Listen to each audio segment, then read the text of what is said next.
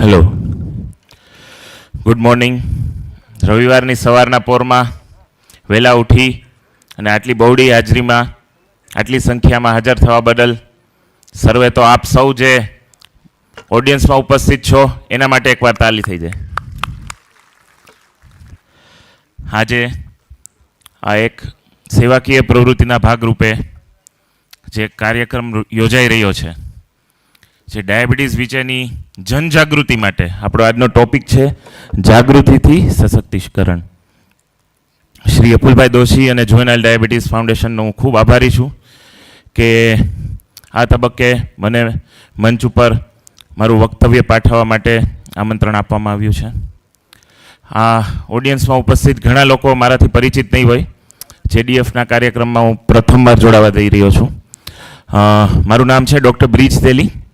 મેં ડાયાબિટીસના super specialist રૂપે રાજકોટમાં છેલ્લા 6 મહિનાથી કાર્યરત છું. ડીએમ એન્ડોક્રાઇનોલોજીસ્ટ છું અને ડાયાબિટીસના જ દર્દીઓ સાથે દિવસ રાત બેસવાનું, ઉઠવાનું, ચાલવાનું થાય છે. ત્યારે ઘણી બધી પરિસ્થિતિઓનો એવો સામનો કરીએ છીએ.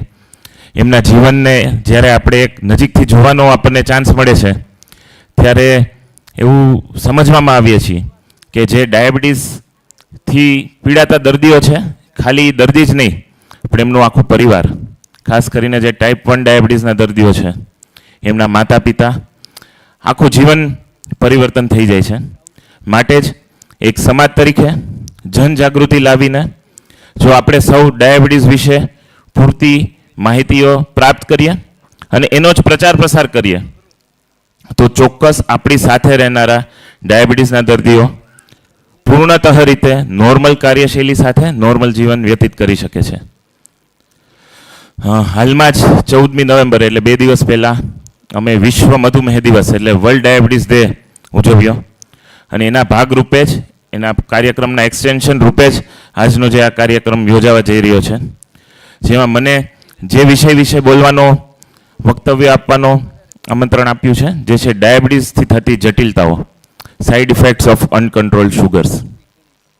તો આઈ થિંક બધા ટાઈપ 1 ડાયાબિટીસના દર્દીઓ અને એના ફેમિલી મેમ્બર્સ છે, સૌ અવગત જ હશે ડાયાબિટીસથી થતા લાંબા સમયના નુકસાનમાં. છતાં પણ હું ટૂંકમાં 5-1 મિનિટમાં હું વર્ણવીશ કે ડાયાબિટીસના દર્દીઓની જિંદગી ડાયાબિટીસ આવ્યા બાદ કઈ કઈ મુશ્કેલીઓનો સામનો કરી શકે છે અને એને સામનો કરતાં અટકાવવામાં અથવા એને સાથ આપવામાં આપણે શું શું કરી શકીએ છીએ. ડાયાબિટીસ છે, સમજવાની જરૂર છે, એક લાંબા સમયથી ચાલતી આવી શરીરમાં શુગર વધારાને કારણે થતી ક્રોનિક બીમારી છે, જેમાં શરીરનું યા તો ઇન્સ્યુલિન જે પેન્ક્રિયાસની અંદર બને છે તે બનતું નથી, કાં તો એ જે સરખી રીતે કોષોની ઉપર કામ કરવાનું હોય છે એ કામ કરી શકતું નથી. જે ગ્લુકોઝ જે આપણે ખાઈએ છીએ, કોઈ પણ ખાદ્ય પદાર્થ ખાઈએ છીએ, તે શરીરમાં ગ્લુકોઝ રૂપે આપણા શરીરના વિવિધ અંગોને ઉર્જા પ્રદાન કરે છે. જે ઉર્જા આપણા શરીરના વિવિધ કોષ વિવિધ પ્રવૃત્તિ માટે, મસલ છે તો ચાલવા માટે, હાર્ટ છે તો પમ્પિંગ માટે, અલગ અલગ કાર્ય માટે ઉપયોગ લે છે ગ્લુકોઝનો. અને જે ઇન્સ્યુલિન હોર્મોન છે એનું કાર્ય એ છે કે જે આ ગ્લુકોઝ બ્લડની અંદર છે એને કોષોની અંદર એન્ટ્રી અપાવવી. એટલે જે દર્દીઓમાં ડાયાબિટીસ થાય છે, કાંઈ ઇન્સ્યુલિન બનતું નથી, કાંઈ ઇન્સ્યુલિન પૂર્ણતઃ કાર્ય કરી શકતું નથી, એવા દર્દીઓમાં આ કોષ તો છે, શુગર પણ છે, પણ દરવાજા બંધ છે. માટે શુગર કોષની અંદર, સેલની અંદર વિવિધ પ્રવૃત્તિઓ માટે બની શકતું નથી, અંદર જઈ શકતું નથી. આથી થતી સમસ્યા એ ઊભી થાય છે કે શરીરની અંદરનું શુગર વધતું જાય છે પણ બોડી એકદમ થાક, નબળાઈ, કાર્યક્ષમતા ઘટવી, આવી બધી પરિસ્થિતિઓનો સામનો કરે છે. અને લાંબા સમયથી જ્યારે ડાયાબિટીસ શરીરની અંદર પ્રસરે છે ત્યારે લાંબા સમયથી જરૂર કરતાં વધારે રક્તની અંદર જ્યારે ગ્લુકોઝનો પ્રવાહ થાય છે ત્યારે વિવિધ જટિલતાઓ જોવા મળતી હોય છે. આ જટિલતાઓ લાંબા સમયે જોવા મળે છે. માટે શરૂઆતના તબક્કામાં, માની લો શરૂઆતના 5 વર્ષ, 10 વર્ષ, દર્દીને ડાયાબિટીસ છે એનો ખ્યાલ પણ ઘણીવાર નથી આવતો હોતો. ઘણી વખત કોઈ નાના મોટા કારણથી ટેસ્ટ કરવામાં આવતો હોય છે તો પકડવામાં આવે છે. ત્યારે એવું જોવા મળે છે કે સાહેબ મને તો કંઈ થતું નહોતું, કંઈ તકલીફ નથી, મને શુગર આવ્યું છે, મારે સારવારની શું કામ જરૂર છે. તમારી આજુબાજુ ઘણા લોકોને આવા પ્રશ્ન થતા હશે. તો આ પરિસ્થિતિના અમુક જવાબો જો હું તમને અત્યારે સમજાવું છું એ પ્રમાણે તમે આપશો તો તમારા લેવલમાં પણ, તમારા મિત્ર મંડળમાં, આડોશ પાડોશને ડાયાબિટીસ દર્દીઓના પરિવારમાં અથવા કોઈને જો ડાયાબિટીસ થતું હોય છે એને તમે સમજાવશો તો ચોક્કસ સારવાર માટે તમે એમને કન્વિન્સ કરી શકશો. પ્રથમ વસ્તુ, લાંબા સમયથી થતા શુગર, શરીરની અંદર શુગર રક્ત પ્રવાહમાં ભળવાથી. ડૉક્ટર કૌશલ શેઠનું સ્વાગત છે.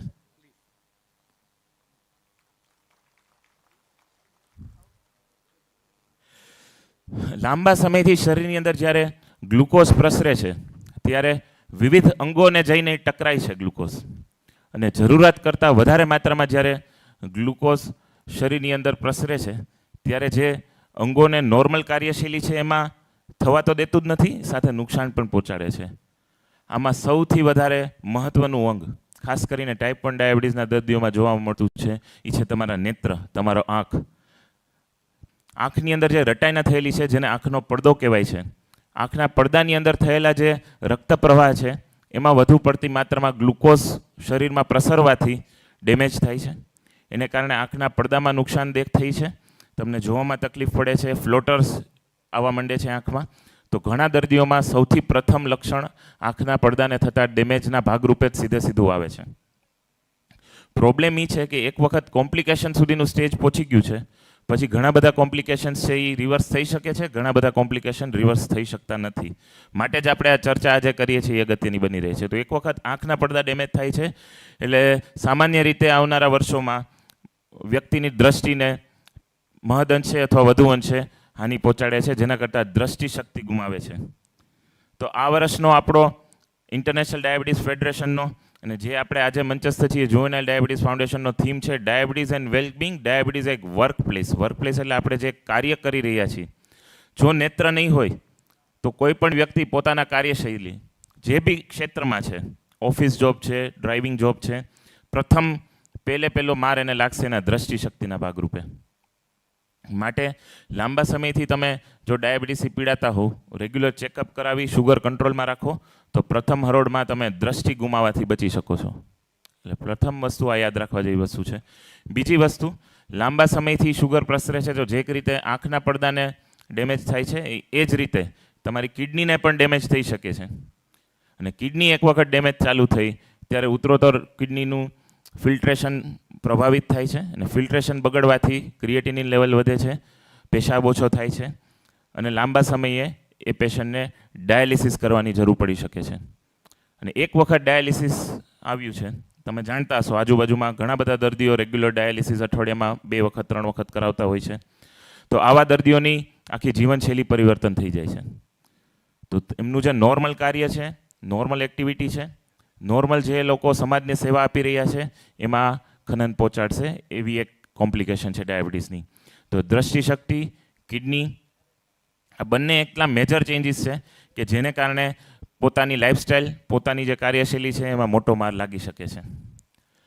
ત્રીજી વાત કરીએ તો જે રીતે શરીરની અંદર વહેતા અધિક ગ્લુકોઝના પ્રભાવથી જ્ઞાનતંતુ ઉપર અસર થાય છે, તો હાથ પગના જે જ્ઞાનતંતુ છે, ખાસ કરીને પગના જ્ઞાનતંતુ, જેને કહેવાય ડાયાબિટીક ન્યુરોપેથી, જે ન્યુરોપેથી થઈ જાય છે, જેને કારણે જે પગમાં જે સેન્સેશન છે એ વ્યક્તિઓ માણી શકતા નથી.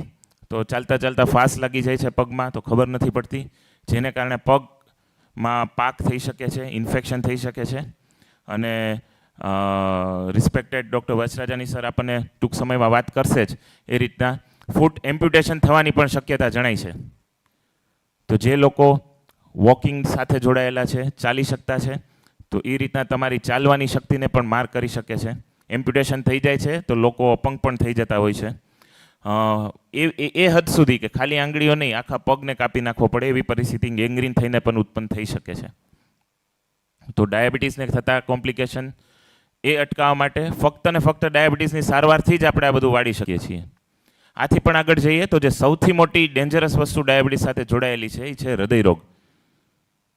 હૃદયરોગનું જોખમ ડાયાબિટીસ ધરાવતા દર્દીઓ બંને ટાઈપ 1 અને ટાઈપ 2 ડાયાબિટીસ ધરાવતા દર્દીઓનું નોર્મલ વ્યક્તિ કરતાં 4 થી 5 ગણું જોખમ હૃદયરોગનું વધારે થાય છે.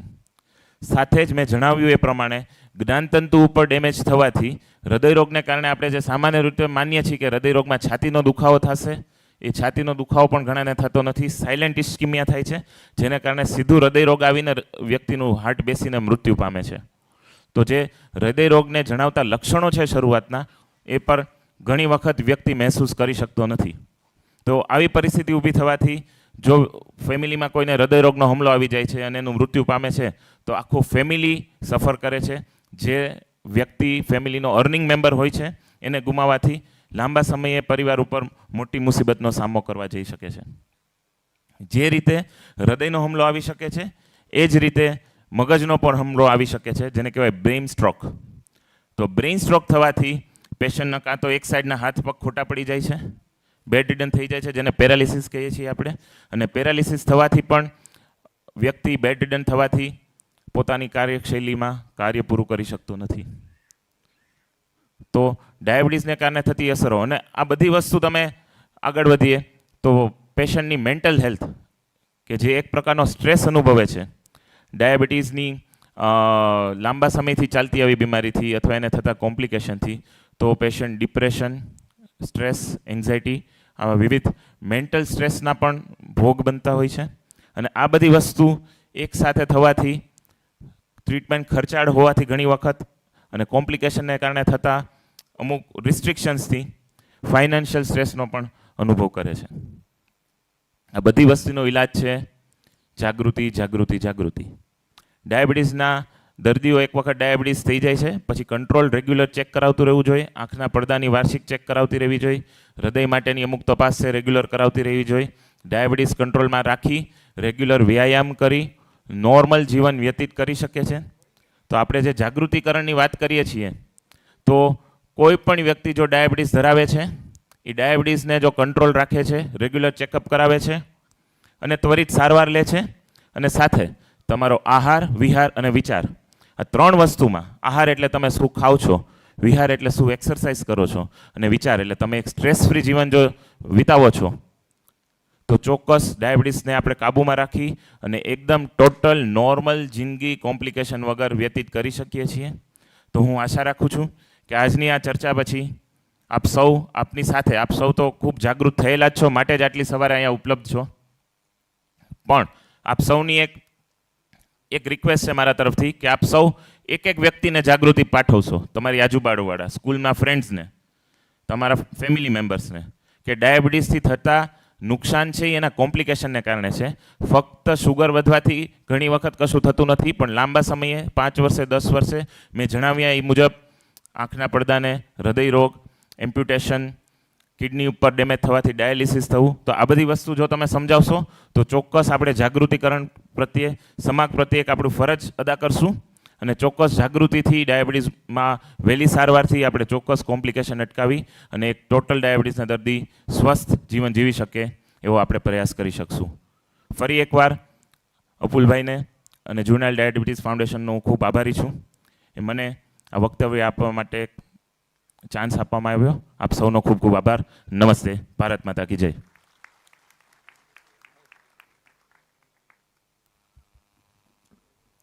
ખૂબ ખૂબ આભાર સાહેબ. કોમ્પ્લિકેશન્સ ડ્યુ ટુ ડાયાબિટીસ શું થઈ શકે